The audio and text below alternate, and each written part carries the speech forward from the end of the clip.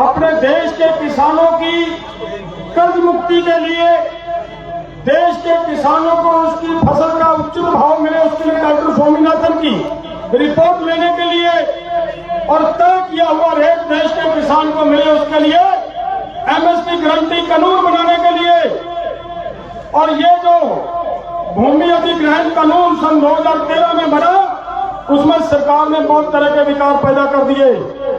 उसको फिर से मजबूती से उसी रूप में रखने के लिए अगर कोई भी संगठन जो गैर राजनीतिक सोच रखकर चलना चाहता है, हम उनको हाथ फैलाकर बुलाते हैं, भाई आइए हमारे साथ, आइए हमारे साथ।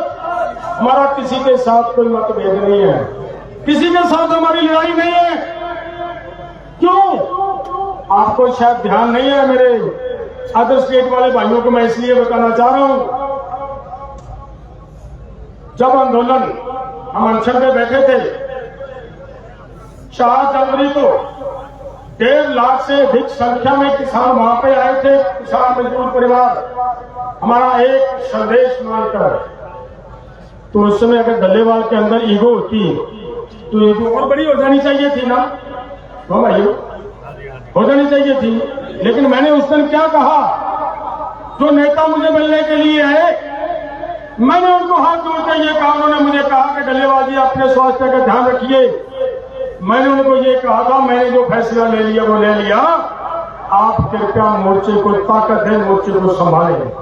जिस आदमी ने उसने उनको बोल दिया कि आप मोर्चे को संभालें, तो बताएं कि डल्लेवाल एकता करने के पक्ष में है या नहीं है, बताएं।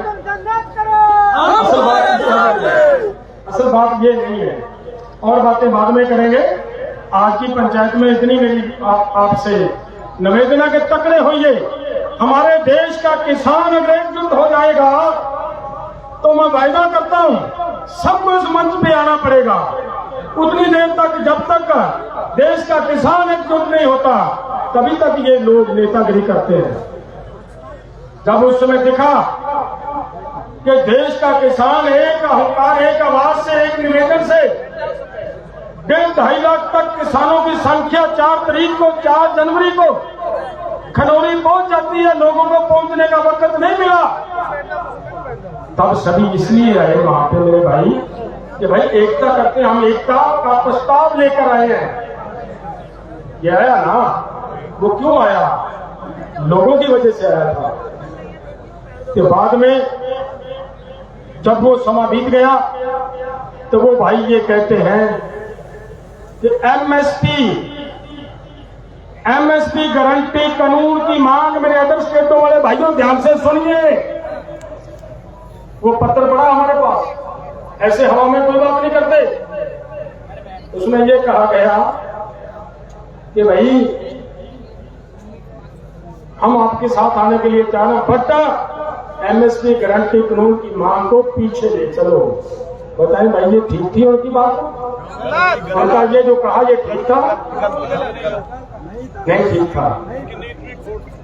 तो उनमें क्या बात है वो आप लोग पूछेंगे उनसे, मैं फिर से उनको निवेदन करता हूं, भाइयों आइए यार हम सब मिलकर, जो हमारा आए दिन किसान सुसाइड कर रहे हैं, देखिए पता तब चलता है जब कोई मरता है। जिस परिवार में से मुखिया इस दुनिया से जाता है, उसके बच्चे जिस तरीके से रुलते हैं, बाद में उनको जिस तरीके से मजदूरी करने के लिए मजबूर होना पड़ता है, वो दर्द है। हमें कहा वहां पे आकर एक वो सुप्रीम कोर्ट की तरफ से एक कमेटी बनी थी ना, बनाई गई थी, उनके अध्यक्ष रिटायर्ड जज साहब आए, मेरे पास बात करी। उन्होंने कहा डल्लेवाल जी आपकी देश को लोड़ है, किसानों को जरूरत है, कृपया कुछ खा लीजिए, कुछ पी लीजिए। मैंने उनको ये कहा था कि आप बहुत बड़ी ताकत हो, आप कमीशन के चेयरमैन हो।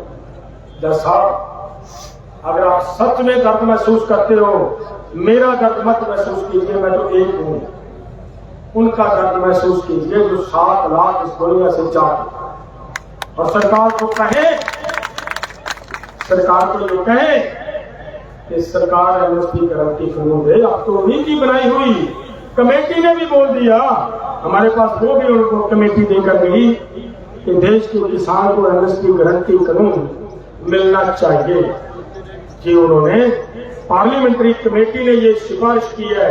सो हमारी लड़ाई बहुत आगे बढ़ चुकी है दोस्तों, हम उसको पकड़ने के बिल्कुल करीब हैं। पूरा देश एकजुट होकर आगे लड़ने की जरूरत है। अवश्य जीतेंगे, हर हालत में जीतेंगे। हम जब तक जिंदा हैं इस लड़ाई को जारी रखेंगे। आप सब वायदा कीजिए, भले कुछ भी हो, इस लड़ाई को कमजोर नहीं पड़ने देंगे, एकजुट होकर लड़ेंगे। बहुत बहुत धन्यवाद। वाहिगुरु जी का खालसा, वाहिगुरु जी की फतेह। अगला स्टेशन आपकी मनचाही मंजिल खुशहाली है। खुशहाली के दरवाजे चारों ओर से खुले रहेंगे। किसान इंडिया के साथ यात्रा करने के लिए आपका धन्यवाद।